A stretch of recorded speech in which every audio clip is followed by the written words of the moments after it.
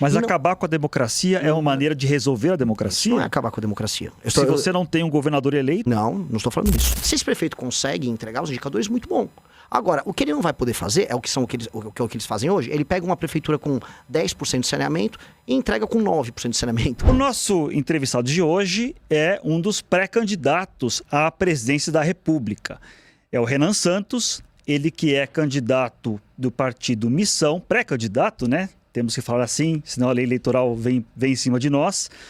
Pré-candidato do partido Missão, que é uma das grandes novidades dessa eleição. Esse partido foi criado no ano passado, é um partido formado por dirigentes do MBL, o Movimento Brasil Livre, que tem o Renan, inclusive, como um dos seus fundadores. O MBL, vocês devem lembrar, surgiu faz mais ou menos 10 anos naquele movimento da nova direita surgida no processo de impeachment da ex-presidente Dilma Rousseff. Vamos conversar bastante sobre eleição, programa de governo, polêmicas, candidatura, cenário. Renan, boa noite. Primeiro, obrigado pela presença. Primeiro, boa noite. Muito obrigado, Fábio. Muito obrigado, Carla, também, pela oportunidade de falar com vocês. Uma honra estar aqui com a turma do UOL, a turma da Folha, fazem um grande trabalho e, enfim, esperamos discutir muita coisa. Polêmicas, incluso, claro. Renan, as primeiras pesquisas que surgiram estão te dando na casa de 2% mais ou menos das intenções de voto, algumas um pouquinho mais, umas um pouquinho menos, mas um pouco nesse patamar que você se encontra. Eu quero te perguntar primeiro, como é que você pretende crescer e se tornar uma alternativa viável de candidato, sendo que é um partido ainda jovem, que ainda em formação, talvez, sem uma estrutura de palanques estaduais robusta, sem direito de participar de debates, por exemplo, na campanha, sem tempo de TV. Fica a dúvida, é uma candidatura para valer ou é uma candidatura para marcar posição e apenas mostrar que existe um novo partido? Olha, assim, se fosse para apenas marcar posição, contribuir com o debate, eu não estaria me desgastando tanto quanto eu estou fazendo. Eu estou rodando o Brasil de carro. Com o dinheiro oriundo de doações das pessoas que estão colocando uma esperança muito grande na pré-candidatura. Essas candidaturas para marcar posição, como fazer, vamos dizer, política nacional num país continental como o Brasil é naturalmente caro, elas só vão ser possíveis em partidos grandes. Então, num partido como a Missão, fazer de fato uma pré-candidatura, rodar um estado inteiro como nós fizemos no Ceará, Maranhão, Rio Grande do Norte, é só realmente sonhando em vencer as eleições. E o plano é bem claro, eu tenho um inimigo apontado, que é desconhecimento. Quanto mais as pessoas me conhecem, é fácil convertê-las para as nossas propostas. Então eu tenho que derrotar esse desconhecimento, né? Mesmo no MBL, quando, enfim, eu fui um dos fundadores do partido e do movimento, eu não era um dos 10 mais conhecidos. Eu sou uma liderança natural, eu fundei o partido, mas eu nunca foquei na minha própria marca pessoal, falar de maneira mais como um produto, vamos colocar assim. Então, quando eu comecei a rodar o Brasil, eu precisava encarar esse problema. E o que a gente viu? Alguns institutos, como o Atlas, me colocam entre jovens de 16 a 24 anos em segundo lugar. Quando a gente faz um recorte, homens entre 16 a 24 anos, eu estou em primeiro lugar. Ou seja, onde a minha mensagem chega fácil, ela consegue, vamos dizer, encantar corações e mentes. Há uma questão de linguagem, uma questão de geração, natural, faz parte do processo, mas a mensagem é muito forte. E aí houve uma preocupação, houve uma matéria sobre isso, do Lula com relação à perda de eleitores mais jovens para mim no Nordeste e dos Bolsonaro nesse mesmo sentido. Então, aqui aponta um sucesso da fórmula e é aí que eu pretendo crescer. Se eu chego nos 2 dígitos, e eu estou trabalhando para isso, tem até algumas pesquisas que já me colocam próximo dos 5%, saiu uma Nexus hoje com 4% e arredondando a última Atlas eu estava com 5%, que se eu seguir esse caminho, continuar me tornando mais conhecido no Brasil, eu busco os 10%. Se eu buscar os 10%, aí o jogo abre. Carla? Renan, boa noite. Obrigada pela presença. O senhor colocou aí um inimigo em comum, esse desconhecimento, mas o senhor se declara de direita e faz críticas ao Bolsonaro, né? O senhor acha que dá para vencer atacando, digamos assim, o Bolsonaro mesmo? E porque uma avaliação que se faz é que esse racha, digamos assim, na direita acaba favorecendo o ex-presidente Lula. Entre Lula e Bolsonaro, dá para ter esses 2 inimigos? No caso do Flávio Bolsonaro, você não vai precisar desses votos dos bolsonaristas? Eu tô buscando um eleitor jovem, um eleitor... Primeiro, né? A gente tem que fazer, como se diz assim... Tudo tem que ser por etapas na vida. Primeiro tem que buscar as pessoas que estão mais intelectualmente abertas a propostas diferentes. Novamente, eu não preciso convencer agora 50% do eleitorado. Eu tenho que buscar as pessoas que querem propostas novas. Isso se encontra entre pessoas mais jovens, pessoas que veem problemas políticos que atingem elas na vida, nas cidades, nos estados delas, e que não vêm respostas nem no Lula nem no Flávio. Se eu chegar numa pessoa no Maranhão que está sem esgoto na cidade dela, ou um produtor rural que precisa levar a sua produção de uma cidade a outra, eles querem saber da estrada ou de um prefeito decente. E não se vai haver anistia para a família Bolsonaro, ou se vai vir um novo pé de meia.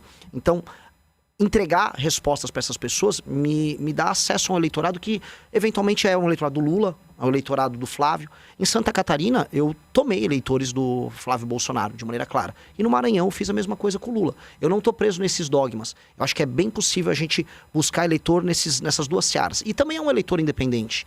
É um eleitor que está procurando uma proposta nova, uma agenda nova. E eu estou ressoando bem com eles. Só para, assim, finalizar de uma maneira interessante, saiu uma pesquisa Nexus, eu estava vendo ela hoje, e fala assim, se o Renan não for para o segundo turno, em quem o eleitor dele vota? 45% declara que votaria nulo, 36% diz que votaria no Flávio e 20% no Lula. Ou seja, é uma espécie de um equilíbrio. Eu estou buscando eleitores em todas as searas. Eu acho que isso é sintoma de algo novo no ar. Tem algo novo acontecendo que escapa dessa dependência. Eu não vou precisar ficar fazendo igual o Zema ou o Caiado, para ter uma opinião, eles têm que pedir um pedágio pro Bolsonaro. Eu gosto muito do Bolsonaro, tá, mas eu sou candidato. Eu não tô afim de fazer isso.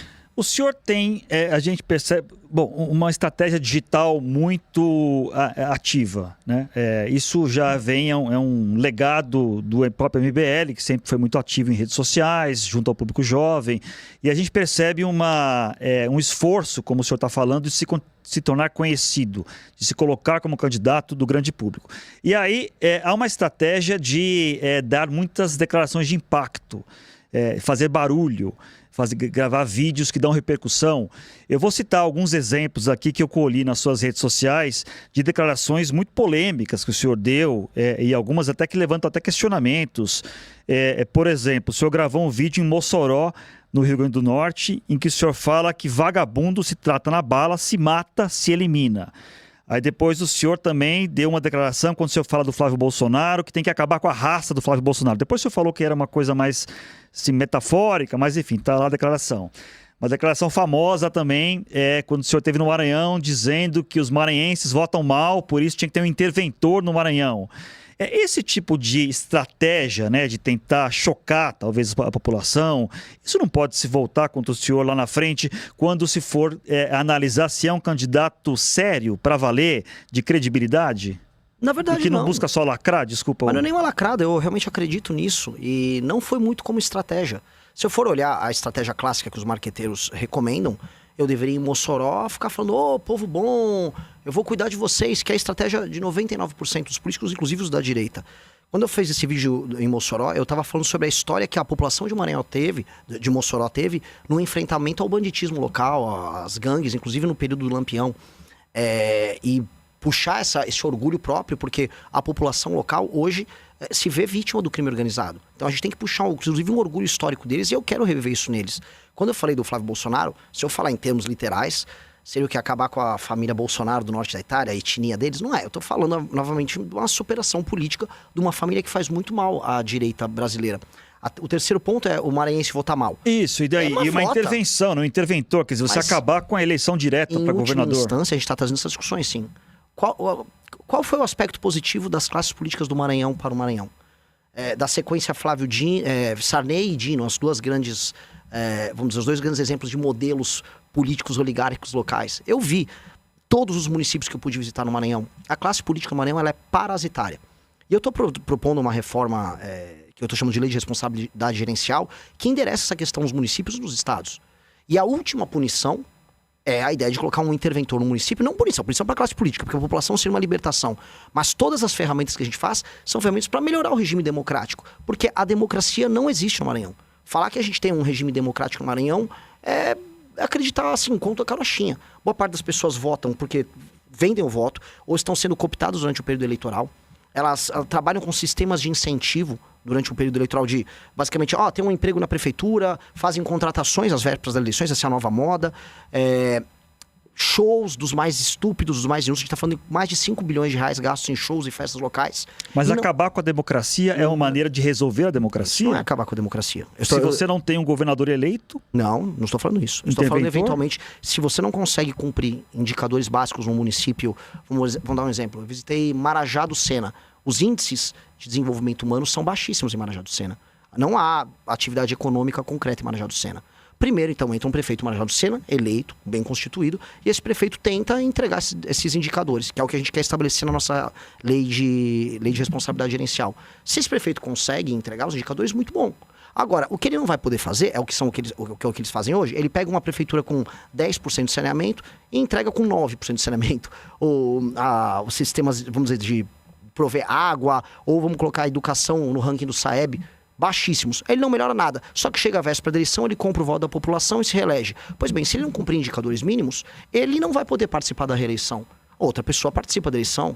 E os indicadores, o sistema a gente está desenhando para ser uma legislação muito simples e objetiva, com critérios que qualifiquem a democracia. Porque hoje, em lugares onde as pessoas são muito humildes, elas vão votar pensando no estômago, com medo de perder o emprego, com medo de perder a renda, porque a classe política local, parasitária, ela própria, não liga para a melhoria na vida dessas pessoas. Então, a democracia, nominalmente há, mas de fato não há. A democracia, quando surgiu na Grécia, ela tinha como pressuposto a ideia de que eram homens livres participando disso. Infelizmente, boa parte da população nos lugares mais pobres do Brasil não são tratados como pessoas livres. São tratados como vassalos. E a gente precisa entregar a cidadania para essas pessoas.